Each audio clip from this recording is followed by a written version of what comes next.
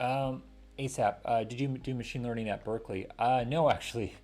I learned machine learning after grad school. So in grad school, so before grad school, I didn't even know what an ANOVA was. I just had the basic like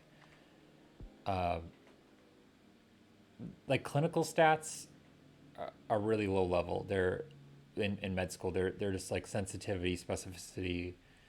For my undergrad degree, I knew like what a t-test was. But actually, I didn't even know what a ANOVA was until I got to grad school,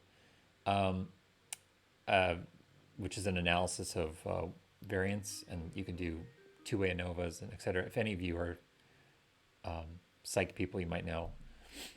But yeah, I did some GLMs in grad school, which is generalized linear models. But I just used software like SPM. I didn't really do much with that stuff.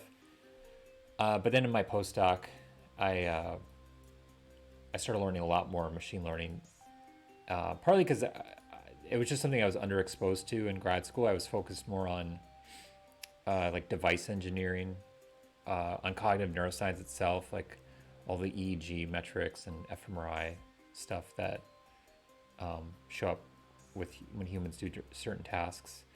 So there's just a lot of areas that were a higher priority than statistics or machine learning.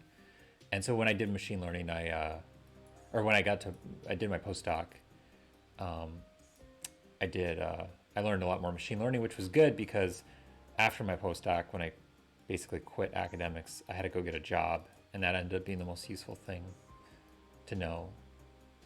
I can't. Oh yeah, I can't even play this because I have full life. Um, yeah, maybe somebody will start doing damage to me. That'd be good. Yeah. So, um, yeah, as a postdoc, I basically I started learning. So like one thing they use in neuroscience, if any of you are in neuroscience, is support vector machines, SVMs, which are like kind of like the next step after regression. So they use SVMs in with fMRI data to try to. So if you have like 50 scans of people, I don't know, thinking happy thoughts and 50 scans of them thinking sad thoughts, you can use an SVM to try to take the high dimensional data of the scans and try to bucket them into happy and sad with the maximum sort of accuracy. And then you obviously have to test train on that to see. So that's kind of some of the stuff I did. We were doing memory recall. We were trying to see if we could have you see virtual objects in VR, and then we're scanning you while you recall those objects. And with SVM, we could see if we could predict based on your scans which objects you were thinking of. But it sounds way cooler than it is. It was more of a class, like a general class of objects, not specific objects, and it was after like a lot of trials too. So um, yeah, so that's kind of where I started, and then I just kept learning more and more. And I was still doing everything in Python, or sorry, in MATLAB.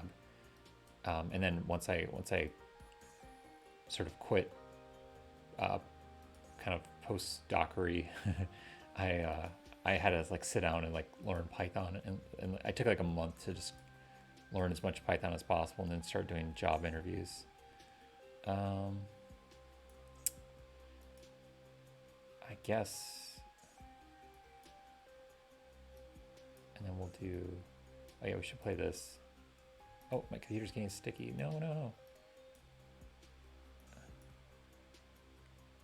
Okay, whatever. It's not responding to me right now, but yeah. Sorry, that was a long rambling answer. Machine learning at Berkeley. Yeah, machine learning. I know they have like a master's programs now in a lot of the UC systems. They're trying to make machine learning more of a thing. But yeah, I don't know. Back in the day, the hypey terminology was big data. They weren't saying machine learning when I was in grad school, so they were trying to sell us on like big data classes. It's kind of the same thing, but yeah, machine learning. It's just a fancy word for like stats that have been around for a really long time, like regressions and stuff. Regressions still are probably the most useful, and even in industry, but I've done everything up to neural networks, so I don't know. I don't know what your guys' experience with any of this stuff is. Um,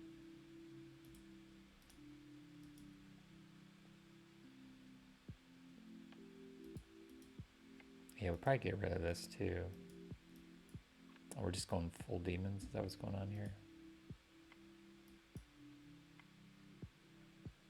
Uh,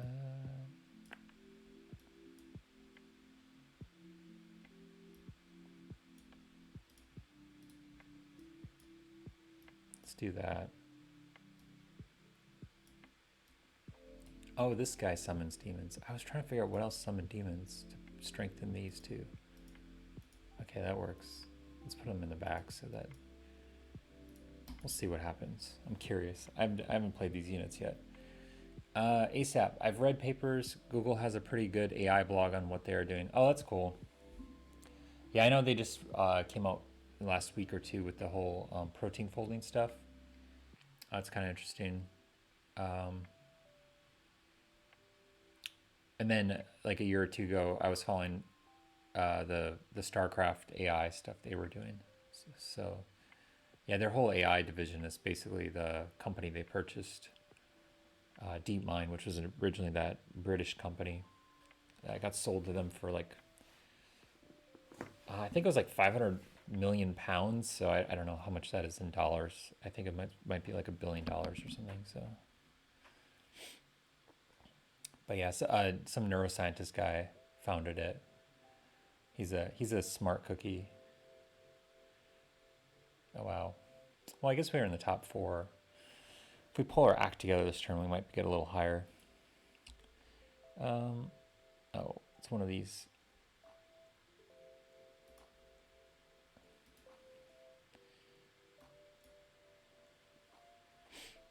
Um,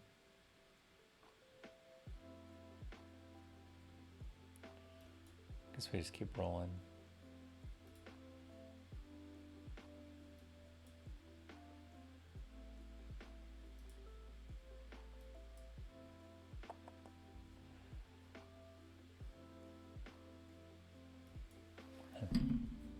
Yeah, I still don't know how you're supposed to win with demons. I don't think you're supposed to win with demons. I think you're supposed to transition out of them in the mid game. But oh, I should have taken that shield. That was dumb. Um, okay, we'll get rid of this.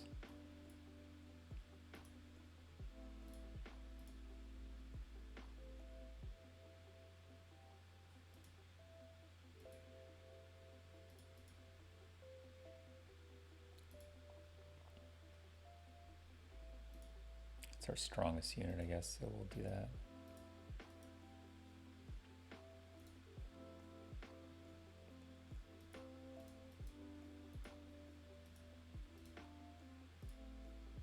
I don't know, something like that. Yeah.